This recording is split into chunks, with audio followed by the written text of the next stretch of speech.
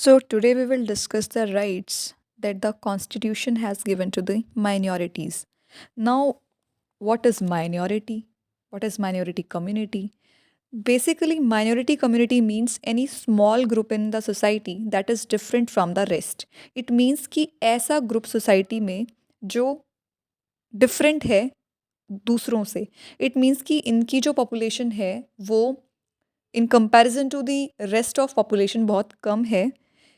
ये एक particular religion को फॉलो करते हैं, इनका अपना एक पॉलिटिकल बिलीफ है, इनकी खुद की लैंग्वेज है, इनका खुद का कल्चर है. तो इन लोगों को हम बोलेंगे minority community. Article 29 provides that any section of the citizens residing in any part of India having a distinct language, script, or culture of its own shall have the right to conserve the same. It means India के अंदर जो citizens रह रहे हैं, अगर उनकी कोई special language है, कोई एक डिस्टिंक्ट लैंग्वेज है या उनका एक डिस्टिंक्ट कल्चर है, तो उनको राइट है कि वो उस कल्चर और लैंग्वेज को प्रोटेक्ट कर सकते हैं.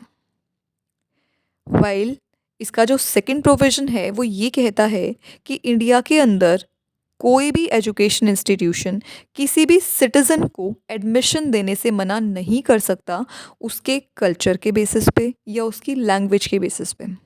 इट मीन्स कि अगर कोई ऐसा एजुकेशन इंस्टीट्यूशन है जो स्टेट गवर्नमेंट के द्वारा रन किया जा रहा है, सेंट्रल गवर्नमेंट के द्वारा रन किया जा रहा है, या फिर वो एजुकेशन इंस्टीट्यूशन किसी भी तरीके की फंडिंग ले रहा है स्टेट गवर्नमेंट से या सेंट्रल गवर्नमेंट से, तो वो एजुकेशन इंस्टीट्यूशन किसी भी पर्सन को एजुकेशन देने से, एडमिशन देने से मना नहीं कर सकता है.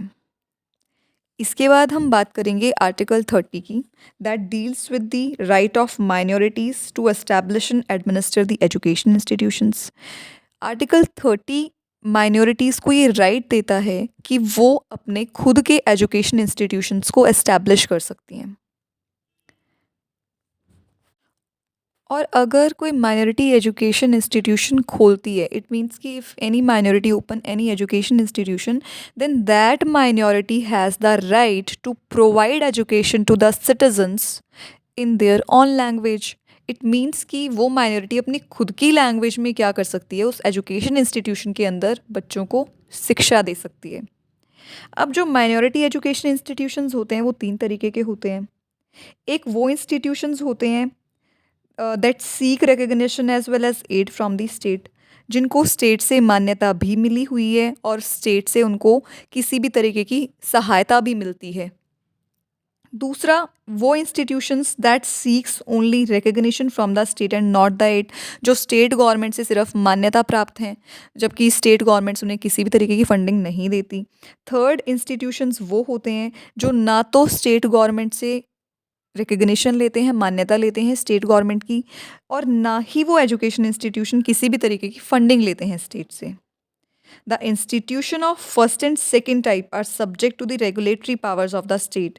It means कि जो पहली 2 कैटेगरीज हमने पढ़ी, जो इंस्टीट्यूशंस पढ़े, वो इंस्टीट्यूशन स्टेट गवर्नमेंट के अंदर रहकर काम करते हैं, स्टेट गवर्नमेंट के दायरे में रहकर काम करते हैं. इट मीन्स स्टेट गवर्नमेंट कोई भी रूल बना सकती है, कोई भी लॉ बना सकती है, सिलेबस डिसाइड कर सकती है उन इंस्टीट्यूशंस का, क्योंकि स्टेट गवर्नमेंट ने उसको रिकग्निशन दे रखी है, मान्यता दे रखी है. इसके अलावा स्टेट गवर्नमेंट फंड्स के ज़रिए भी हेल्प कर रही है. लेकिन जो थर्ड कैटेगरी है, जो ना स्टेट गवर्नमेंट से कोई एड ले रहे हैं, ना किसी भी तरीके की कोई रिकग्निशन स्टेट गवर्नमेंट से ले रहे हैं, तो उस केस में वो इंस्टीट्यूशंस किसी भी तरीके की रेगुलेटरी जो मेजर्स जो गवर्नमेंट लेती है किसी भी तरीके के उस इंस्टीट्यूशंस के लिए, तो उसके लिए थर्ड कैटेगरी के इंस्टीट्यूशंस बाध्य नहीं हैं. It means the third category of institutions need not to follow any regulatory measures जो गवर्नमेंट ने लिए हैं. They have their own rule, they can decide their own syllabus, they can decide the rules for teachers. So this is all about article 29 and 30. In our next video, we'll discuss Article 31, Article 32, that is the constitutional remedies.